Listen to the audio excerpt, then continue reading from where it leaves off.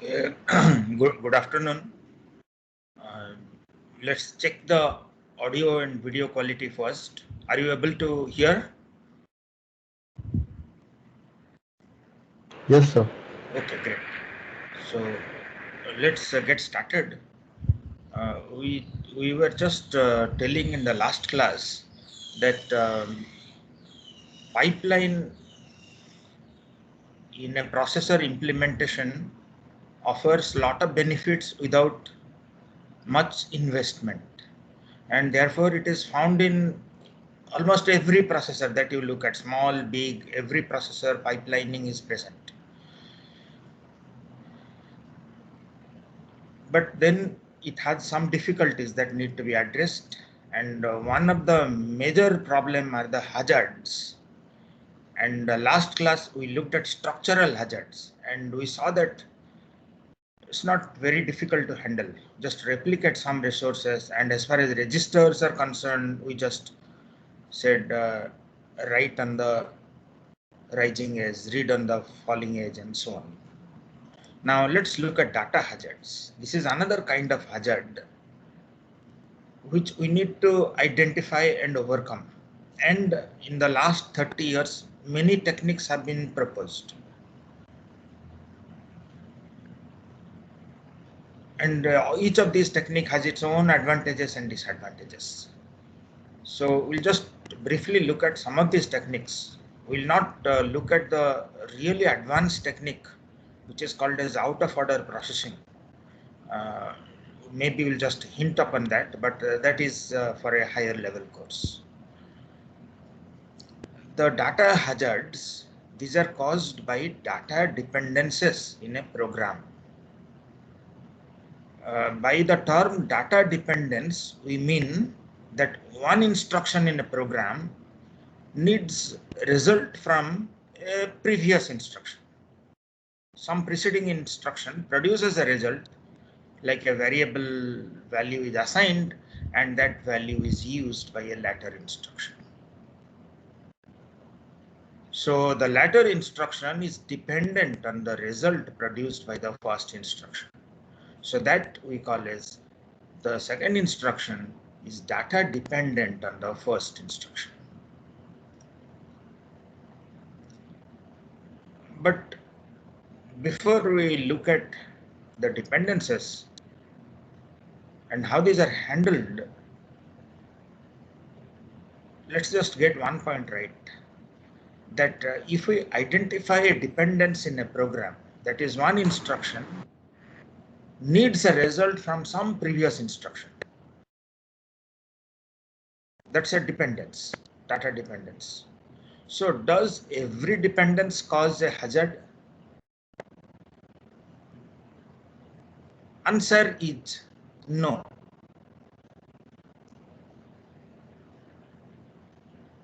And we were actually discussing this point towards the end of the last class. And we had posed this question to you also in the last class. And then we had also.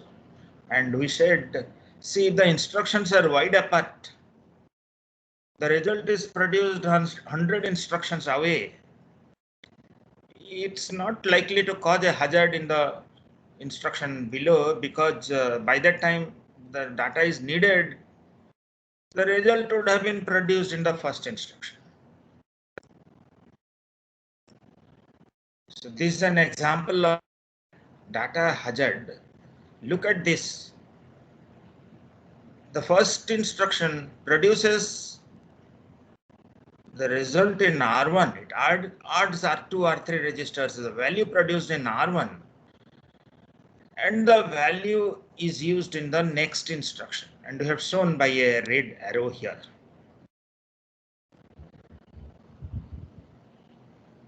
And if we show it in form of a pipeline diagram, we see that the result is produced in the fifth cycle here. In the write back stage, the result is updated on the register.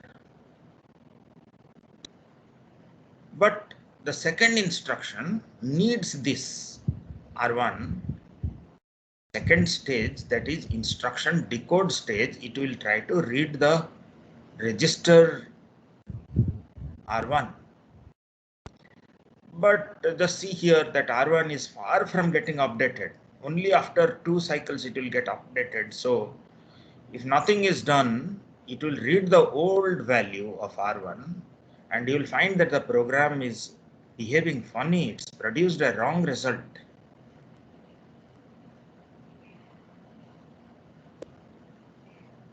But that's the hazard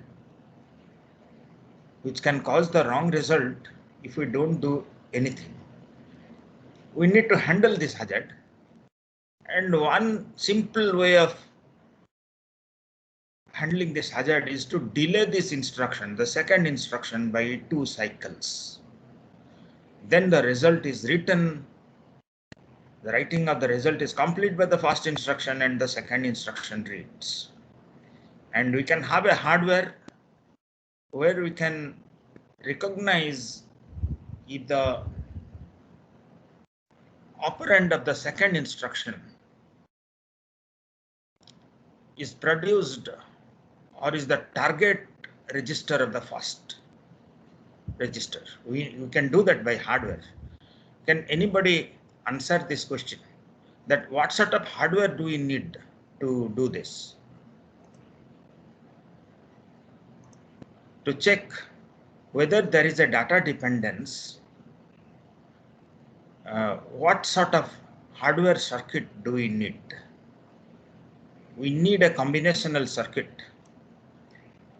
Can anybody name that? Like, let me just ask randomly. Mayank Kumar, are you there, Mayank? Yes, sir. So can you name the circuit that will be used, that we can use to check if there is a data dependence? Sir, I don't know. Okay, so let's ask someone else. What about Nitish Karnan? Nitish, are you there? Yes, sir. Can you repeat the So question? can you just a circuit, standard circuit, which studied in a previous level course, that was a prerequisite of this. What is the name of the circuit that we can check if the operand of the second instruction was produced by the first instruction? So, Okay. carry circuit. So it's a comparator. Those who don't have forgotten the first level course, please look up today the comparator circuitry. Okay, let's proceed. That was not really trying to mention that here, but just trying to of the self we just asked. Now let's look at, so that's a very simple hardware circuit by which we can check if hazard present. Data hazard is present, very easy to check. Small circuit will add to our processor which will tell if there is a hazard condition. Now let's look at this sequence of instruction. Look at the first instruction here, that is producing the result in register 1, and the second, third, fourth, fifth, these are consuming that results. They are using register 1 as their source operand. Now there is a clear data dependence of all the instruction 2, 3, 4, 5 on 1. We can draw red lines from the first to second, third, fourth, fifth to indicate that there is a dependence. But now let's look at the pipeline diagram. And this diagram we have been using, it shows the resources that are used in different pipeline stages. Now let's look at the first instruction, the odd instruction. It adds, the odd result is produced in ALU stage, that is the third stage, but data memory does not do anything. Basically takes the bypass path. See here the bypass path. It just doesn't do much here. just spends a cycle there, and the last cycle here, it updates the register. Whereas the second instruction, it needs this value of the operand register 1 in the second stage, but that will still having the old value.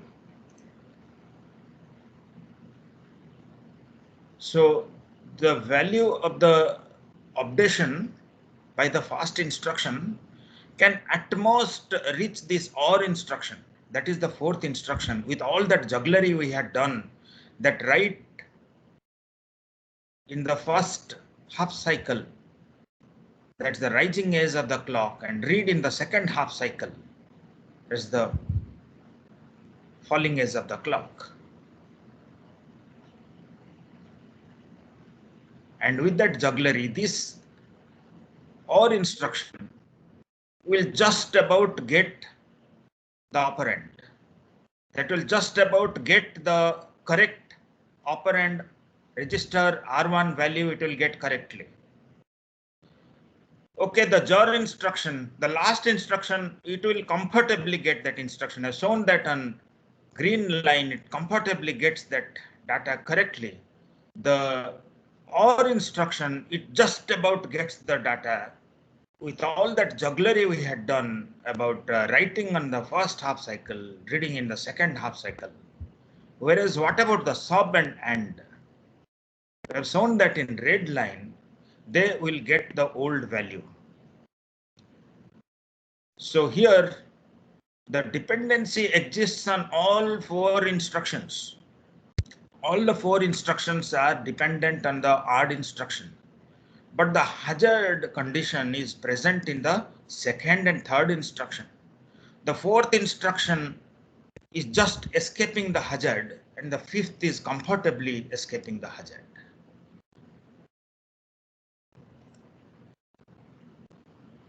Not only register writes, that is odd, etc., but also load word, etc., can cause hazards. Let's look at the load instruction. Similar thing in odd instruction are replaced by load word. Register 1, we are updating the value here, and that value is used in all subsequent instructions. Now, where exactly is the load word updating the register? See, it is reading in the data memory, this fourth stage, but the register 1 is actually updated in the last cycle.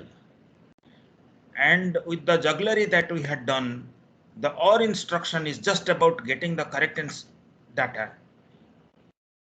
And the JOR instruction is comfortably getting the data. But again, the subtract and AND, they are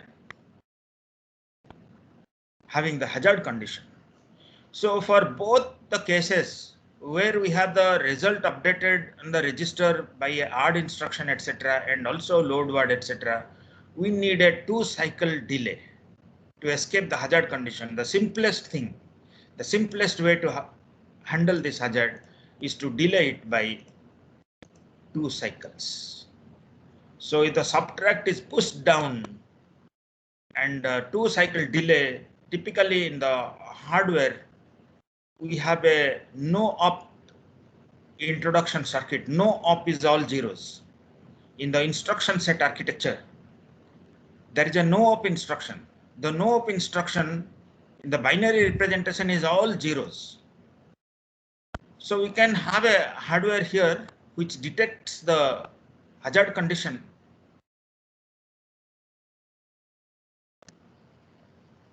and then if there is a hazard, it just injects the no op. It stalls the fetch, doesn't get the instruction. It just puts the no op in the instruction register. So effectively, there is a 2-cycle delay for the second, third instruction onwards. But this will impact the performance or the cycle per instruction. If we delay whenever there is a hazard condition, we put 2-cycle delay, our overall CPI is going to get affected. Another simple technique to handle hazard, which does not affect the CPI as much, is the forwarding technique. A simple technique, let's look at it. Here, the thing to observe here is that even though we are updating the register R1 in the last stage, the write back stage, but the result is actually produced after the ALU or the ARD operation. And the next cycle it is just waiting and then updating on the register. Can't we just somehow get the result produced by the ALU, that is ARD result? Can't we just get it to the instruction where it is needed? So let's see how to do that. For quite some time, this was a popular technique. The forwarding was used in many processors. But then better techniques have come up. But this is very cost efficient and simple, very simple hardware is required. So let's look at it. Even simple processors will use the forwarding technique. But we were mentioning about the out of order execution, which is used in more sophisticated processors like the ones that we use in our laptop and desktop. But let's look at the forwarding technique. So here what we do is, as soon as the ALU stage is complete, the result of the ARD is available. Can we pass this result produced by ALU to the next instruction? And the next instruction needs that during its ALU operation. Even though we decode, but can we directly pass this to the ALU stage? These two were safe. These two we had seen, they didn't have hazard condition. These two had hazard condition. But if we are able to somehow get the result of the first instruction after the ALU stage directly to the ALU stage of the other instructions, then we have avoided the hazard. They have got the correct value of the register 1. So no delay is required. If we do this forwarding, we'll see that this is also a very simple circuit. The forwarding circuit, we'll look at that. Very simple circuit. And we have made the hazard vanish. Very effective technique. But let's look at this load use hazard. Here, okay, the 4th and 5th instruction are already safe. There is no hazard. Only the 2nd and 3rd. But the only thing here, the first instruction, the load word, the result is not produced at the end of ALU. It is produced at the end of data memory stage. We are reading from memory load word. And once the result is available after the data memory stage, if we forward it, the 2nd instruction is too late. It should have completed its ALU by that time. So forwarding to the 2nd instruction for the load word will not help. It can help only the 3rd instruction. So we need to delay the 2nd instruction. So there is, for a load word, 1 cycle stall is still needed. For ARD, etc., we could avoid stall completely. 0 cycle stall. But for load use hazard, we need a 1 cycle stall because the result is produced after the data memory stage. And for the 2nd instruction, it needs at the ALU stage is too late. For the 3rd instruction, okay, we could forward and it will get the correct result, the correct data. Now let's look at the circuit that is needed. Very simple circuit. Just see here.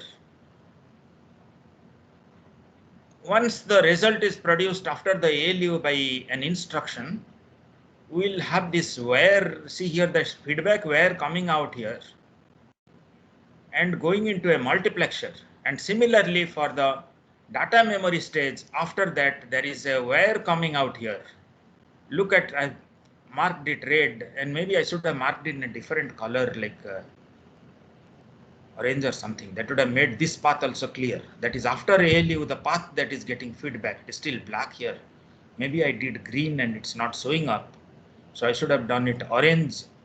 So there are two feedback paths here. So the previous instruction, sometime we need the result after the ALU, it is fed back here to the next instruction. And sometime when there is a load word, we feed back from the after the data memory stage. And if there is no hazard, we don't need any of these feedback. We don't need the multiplexer that time. So we need a control with this. So next I'll show the forwarding control unit here. It's a control unit here. What it does is, depending on the hazard condition, if the previous instruction is a ARD, etc., it forwards after the ALU. If it is a load word, etc., it forwards after the data memory. And if there is no dependence, no hazard, it does not, it just forwards the operand from the register file. Very simple hardware. There is a selector here. It selects which signal to be forwarded. Now, the data hazard, it could be handled by forwarding more or less effectively, but still for load word, we had 1 cycle delay. And now with the out of order execution, the data hazards can be almost handled fully. Now, the one that was causing the problem is a dependency of this type.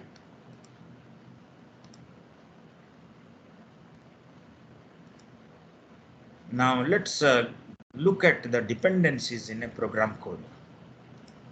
The dependencies cause hazards, and there are three types of dependence. One we have already seen, which is called as data dependence, and there is another dependence which is called as name dependence, and the third is called as control dependence.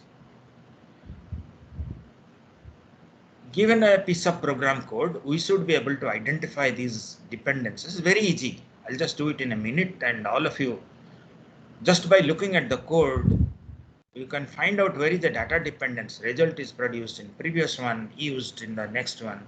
Name dependence, where the register names happens to be the same.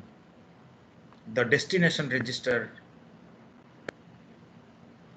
names of two instructions happens to be the same. The control dependence, where there is a dependence with a branch, jump, etc. Let's look at these three types of dependence. The true data dependence is what we had seen, where the data produced by a previous instruction is used by a later instruction. There is another type of dependence which is called as the name dependence or false dependence. The previous one was true dependence. In a false dependence, there is no flow of data, but the name is same. For example, look at this instruction. The first instruction is adding R2, R3 and producing result in R1. The second instruction is adding R3, R4 and producing result in R1. Overwritten the result basically. But then you will say that what is wrong with this? It will work. Okay, it will work in the pipeline that we discussed. It will still work. But remember that nowadays the pipeline is not the one that we just discussed. It is out of order. What it means is that the instructions which have no dependence, they just complete early. Some instructions which have some dependence, they just wait. So some later instruction can complete early and early instructions can complete late. If that is the case, then the name dependence is going to cause a problem, because the later instructions result R1 produced in R1 will be overwritten by the previous instruction. So we'll not see the latest result, we'll see the old result. The name dependency is also two types, anti and output dependence. So the true dependence, we had seen that the result is passed R3, result is produced and used in the next instruction. The next two are name dependence. Here there is no data flow, it's just the name of the register which happens to be the same, and if the instructions are reordered, there will be a problem. The first one, the name of the hazard is called as RAW hazard, read after write. So here, if we read after write, then this is okay. But if we read before write, there is a hazard here. The second one is called as write after read. So the second one is a false dependence. It's anti-dependence. Here what happens is that the source register of the first instruction happens to be the destination result of the second instruction. Now, if by chance these two instructions are interchanged, we said that it's likely to happen in an out of order pipeline.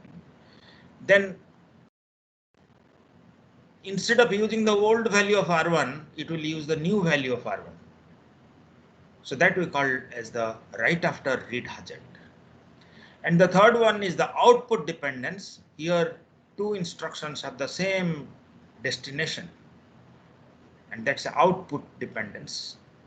And this can cause the write after write hazard. And then the fourth one is a control dependence, where the instruction depend on a control instruction. We'll see, we're not till now discussed about the control dependence. So what sort of hazards are caused by the different dependence? The true dependence may cause read after write hazard if they are sufficiently close enough instruction. If they're, it may not cause any hazard. Now, the data hazard is a true hazard and false hazard. True dependence, data dependence is true dependence, and false dependence or name dependence. And name dependence can also be output dependence, then it can cause the write after write hazard. It can be anti-dependence, then it can cause write after read hazard, and a control dependence can cause control hazard. And then for structural hazard, we know that dependence is not required. Just the different instructions are using the same structural components, same hardware unit. So these are the type of dependencies in the corresponding hazards they cause. And we have just represented that in the form of this diagram, the same thing here. The different types of dependency and the type of hazard they cause. Same thing. The true dependency, we looked at there are two types of true dependency. One is by the load use, load word, and then there is a use of that. And the other one is define use, where we have some ARD, etc., which define a register, and that is used in the subsequent instruction. The true dependency, by forwarding, we can reduce the impact of the hazard, but we could not eliminate. The false dependencies, these are very easy to eliminate. One way is by renaming the register. The compiler, what it can do is, they were just sharing the same name and the hazard was occurring. So instead of R3, we can easily use another register here, R7, R10 or something. And for this one, we could have used a R5, R7 or something. So by renaming the hazard, the false dependency hazards or the name dependency vanishes. Whereas the true dependency, we need to handle it. The simplest way is by stall, and then we looked at the forwarding simple circuit we need.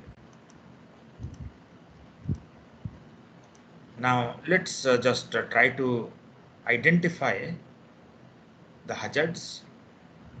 Just see here, if the instruction is given like this, then we check the registers here. If there is the destination of this the same as a source of the other one, we call it as an anti-dependence. And if the output registers are both same, we call as the output dependence. Now let's look at a code and try to identify if there is a dependence and if the dependence will cause a hazard. Now, what about this? What sort of dependence is present here? Can anybody answer between these two instructions? Is there a dependence? Anti-dependent. So anti. Okay, yes, very good. So who answered? Sorry, name? Shivansh. Okay. So Shivansh, good. So that is the anti-dependence here.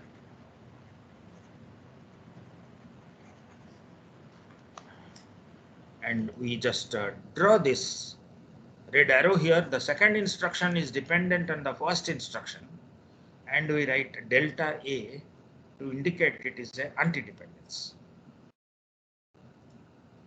Now, what about this code segment? What are the different dependencies present here?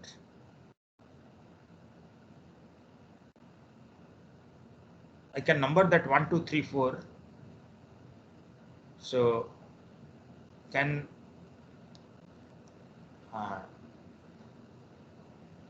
Jagriti Agarwal, are you there? Can you identify at least one dependence here in this code and name that dependence? Jagriti, are you there?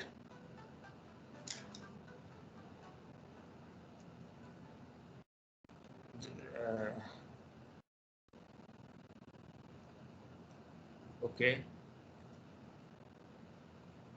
Balaji, Sri Harsha, are you there? Yes, sir. Okay. So can you identify at least one dependence? This, can you identify one dependence and name that dependence? For registers, anti-dependence. Could not hear. Please repeat. For register 6, there is a anti-dependence. There is a output dependence between odd and stored. That is second and third. There is an output dependence. Both of them having the same output. Correct. Now, what are the other dependencies? Lohit, are you there? Vamsi Krishna.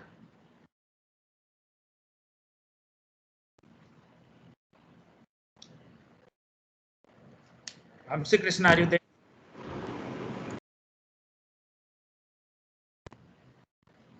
Srikant, M. Srikant, are you there? Yes, sir. So can you help us identify a dependency here? So one is identified. That is The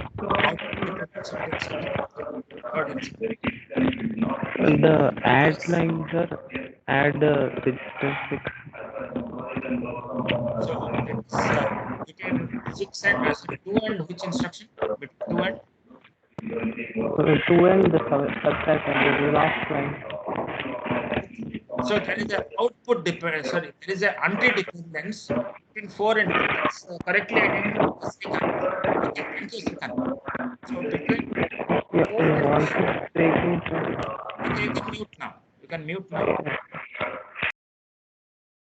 So between 4 and 2, there is an anti-dependence, and also there is a true dependence between 1 and 3, and there is an anti-dependence here between 2 and 1, dependence between 1 and 3, between output dependence, and then there is a true dependency. And there is an anti-dependence, as Srikant identified, between last one and the third one. second one. So we can name that true dependence, anti-dependence, output dependence, and so on. Now, what about this? We don't have too much time. Please try this. What are the dependencies that are existing between these different instructions? We have just identified the dependencies. Please name them. Achha, we also named them. Okay. So just verify, cross-check them. The data flowing through registers are easy to identify. We just check the name of the register. But what about data flowing through memory location?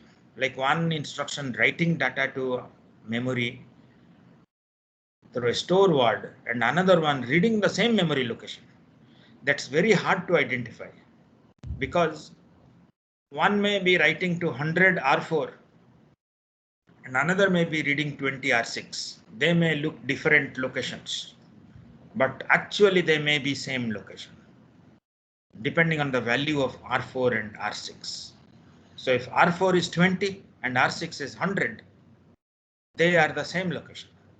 So detecting the data dependence for data flowing through memory is a difficult problem. At the moment, we will not handle it. We will not discuss how to handle it. We will discuss that in a higher level course. Now, the true data dependence is difficult. The other ones can be handled easily. And as I said, that out of order execution, which is known as dynamic instruction scheduling, that's the technique that is being used to overcome this kind of hazards, but that is out of scope for reports. So out of order execution, where the latter instruction may complete, etc., that will not discuss it. Now, some more exercise here. Sir, I have one doubt Yes. regarding the name dependency correction. So one of the techniques you said was that if the register is the same during name dependencies, Yes. then the compiler will change the register name. Yes. But what if in the next immediate instruction itself there is a true dependency with respect to the same register? Then will it compiler will take care so that the program semantics is unaffected. Only true dependency compiler cannot help. For name dependency, compiler can help. We can overcome name dependency with the help of the compiler renaming of the registers. yes, sir. I understand that. Yes, please, Sai Saugand, what's your exact question? Can you please? Sir, so if in one of the instructions, if R1 is named to R7 to avoid a name dependency, and if in the next instruction itself, we use R1 as an operand for some other instruction, then what happens? So our result is stored in R7. So again, will a movement be movement be done from R7 to R1? No, compiler will take care of that. Compiler is not so dumb that it will just rename only that register. It will rename all the places where it is needed actually. Compiler will Okay, be sir. It will not leave loopholes like that, it just changes only one instruction. No, it will change all the affected instructions. So that problem will occur, like the one that you are mentioning. That will occur only if we just change one instruction. No, that does not happen. So now let's do an exercise here. Sir, excuse me, sir. Yeah, please. Sir, is there any range, means gap between two instructions after which the dependencies don't cause any hazards, or we have to check for the entire length of code which is given? Okay, Pratyush, good question. Pipeline, which is a 5-stage pipeline, we just need to check the second and third instruction. Only 2 instructions that can cause hazard. So only 2 instructions we need to check the comparator circuit for the next 2 instructions. So, but in the last example, we also checked for the first and the fourth line. So it had a gap of 3 instructions between them. That we were identifying the dependencies. They did not cause hazard. Okay. See, they are safe. They are safe. See, dependence and hazard are two different things. The dependence we are identifying for our understanding, but a dependence, if it is far away, like 4 or 5 instructions away, it causes no problem. And in a 5-stage pipeline. But as I was saying that now the pipelines are 20 stages, 22 stages, etc. And then we need to check maybe for larger distance. But for simple MIPS pipeline, which is a 5-stage pipeline, we need to check only the second and third. The others, our own understanding that where the dependence exists, but they don't cause hazard. And this exercise that we're doing is all about that actually. So here in this exercise, we are identifying the dependency, and then without any forwarding, how many stall cycles will be needed, we want to identify. So that only the second and third can cause the hazard. And then we need to see that how many stall cycles are needed. So we don't have too much time, otherwise you would have really worked it out, but I'll just show the solution here. So what we do is we identify all the dependency, like the first one, result produced used by the next instruction, there is a true dependency. And remember, here we are only identifying the true dependency, because the name dependency causes problem only in the out of order execution. The name dependency does not cause any problem in a 5-stage MIPS simple pipeline, which is an in order execution. Only in the sophisticated out of order execution, dependency need to be handled. Here we don't bother about name dependency. Here we'll identify only the true dependency. So here $2, okay, register 2 is produced in the first instruction, used in the second instruction, used in the third instruction, used in the fourth instruction, in the fifth instruction, and also, okay, so that's all. So the register 2 is used in the produced in the first instruction and used in these instructions. Now, can you tell me? And there is a load. Okay, there is another one here. See that load word is producing in 15 and used in the next instruction.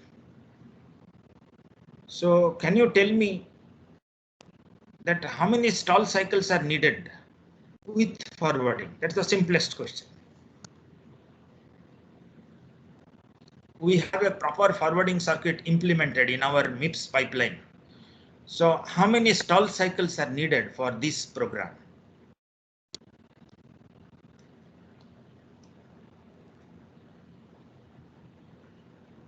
Pranab Joshi, can you give your thought on this? Pranab, are you there?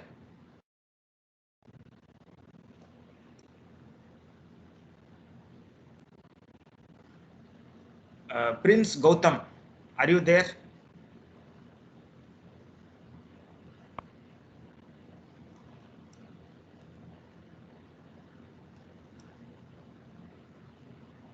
Subham Maheshwari, are you there? Subham?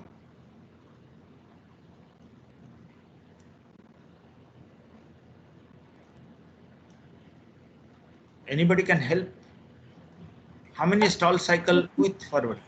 So with forwarding only one, that is for the load and add last two. Very good. So that is Mohsin. Very good. He says that with forwarding, instruction here, the sub instruction with OR, etc., they cause no problem. 0 cycle stall needed. Only the load word causes 1 cycle stall, and therefore with forwarding only 1 cycle stall is needed. Now please tell me, without forwarding, no forwarding circuit implemented, how many stall cycles needed? So 4. So 4 cycles. In the first sub and in the last load word. Pratyush and Varun, right? Both of you have answered. Okay, correct. So we need to delay the second instruction or instruction by 2 Yes. without forwarding. And if we delay that by 2, the other instructions are also getting delayed and they will get the correct result. So only 2 cycle stall is needed, and similarly between the load word and Load add word and also add. 2 cycles, and therefore total is 4 cycles. So that's the answer. Now control hazard. This is a very interesting topic, the control hazard, because as I was saying earlier that control initially when pipeline was proposed, many of the computer scientists and researchers working in this, they said this make pipeline unusable. But then later it turned out that their pessimism was unfounded. We could predict which is the next instruction to be executed after the control dependence almost to 100%, and the control dependencies vanish. And how do we design these predictors? We'll design only simple predictors, very sophisticated predictors, and there are also proprietary predictors which they do not reveal to anybody because of the commercial reason. So we'll not that we'll look at the simple predictors which are almost like 90%, 95% effective. We'll only look at that. So the control dependence arises when there is instructions like branch equal to, etc. The next instruction we do not know which will be executed. What is the outcome of the BEQ 6 and 7? Whether they are equal or not, that we don't know. And if they are equal, then it will some other instruction need to be fetched. The sequential flow will get disrupted. So we represent that this instruction is control dependent on the previous instruction, because depending on the outcome of the previous instruction, it will be decided whether this instruction will be executed at all or not. So the end instruction is control dependent on the branch equal to instruction. If we look at a C program, whether S1 will get executed depends on the if condition part, but S2 will anyway get executed. So S2 is not control dependent. It does not depend on the branch condition. So there is no dependency from S2 to the branch condition, but S1 there is a branch condition, because whether it will get executed or not depends on the if condition. Now what about this? Here whether S1 will get executed depends on the condition 1, S2 will get executed depends on condition 2. And also the if condition 2 depends on the condition 1. Now let's identify the control dependencies here. So the sub instruction is dependent on the branch BGZ, and let's identify the control dependencies here. This is a program to implement this simple C instruction. We just initialize all elements of the array to 0. So this is the instruction, assembly instruction, which is doing this. Now if we identify the dependencies, the loop SLTI, whether it will get executed depends on the BEQ instruction. If the BEQ is true, then it goes to the loop, and this BEQ, the LUI, is dependent on the previous BEQ.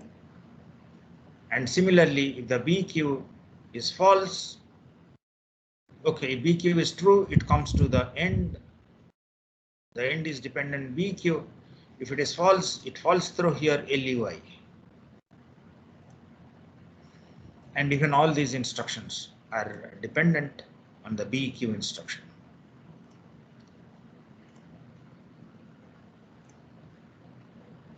Now the control hazards, they can create major performance degradation. Typically 20% of the assembly instructions are branch jump instructions, and the pipeline efficiency can fall by 50%. And this was behind Flynn's pessimism, who said pipeline in 1970s. He wrote a paper with a lot of experimental studies. He said that pipeline offers no performance benefit. With all this that you do, you may at most get like 1.5. That was the number he gave. But then he was proved wrong. Subsequent years, we could predict the branch outcomes. The branch statistics, typically 66% are forward branches and 33% are backward branches, and forward branches are most often not taken. And backward branches are taken. The reason why it is so is that in many of the branches are actually concerned with loop, because these will be iterating hundreds, thousands of times. The branches like if, then, else. So there you can say that there is 50-50 between whether it is true or false. But here, just see here, if it is looping 1,000 times, then the BEQ, the last one, will always be true for 1,000 times, and 1,001 time it will become false. Okay, here it is actually an infinite loop, BEQ 0, 0. Okay, this is an infinite loop actually. But normally it is like 1,000, etc. Just for simplicity, it says infinite loop. But here, see here, this is if it turns to be true, then it goes to the end. Sorry. So this is typically a loop is implemented this way, that the last one is an infinite loop. It just brings it back to the first one. And the branch condition is actually checked here. So the exit from the loop can occur only from here, BQ. So if $8 becomes equal to $0, so $8 becomes, so register 8 has 0 value, then it will end. So if it loops for 1,000 times, the last one will 1,000 times be a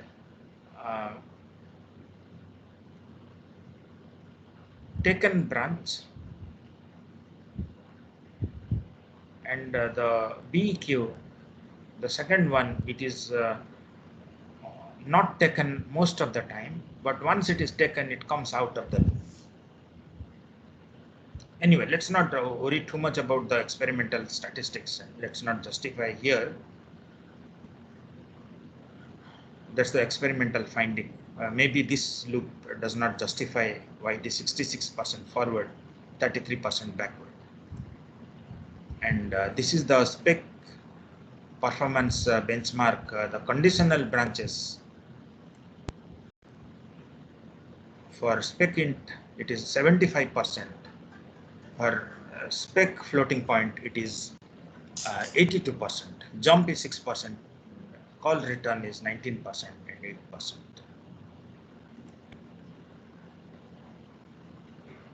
So we are almost at the end of the class today, class time.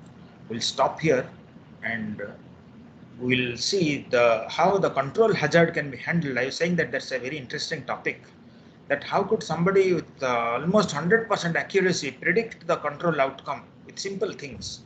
So that we'll discuss in the next class on Thursday, how to handle control hazards. We'll not really look at very sophisticated predictors. We'll look at some very basic predictors, and then we'll proceed from there. And now there are not too many classes actually. So we'll the next quiz will announce, and also we'll look at the next topic, which is the memory hierarchy. we'll complete this hazard, etc. And then we'll look at the memory hierarchy. That's the next topic we'll start. We're almost at the end of this chapter 4. So we'll stop here, continue in the next class. Thank you. So the next quiz is on Thursday or next Monday? No, it will be, see, the problem is that we don't, Thursday will not have the quiz because we will not have sufficient coverage. And unfortunately, next Monday happens to be a holiday, right? Because of the Holi or something. So, we will not have on Thursday, or let me just see, I'll announce it. But mostly Thursday we don't have a quiz. Today is Monday, Thursday is not a quiz, so next Thursday is the quiz. Oh, okay, sir. This Thursday, not this Thursday, next Thursday is the quiz. We'll stop here. Thank you.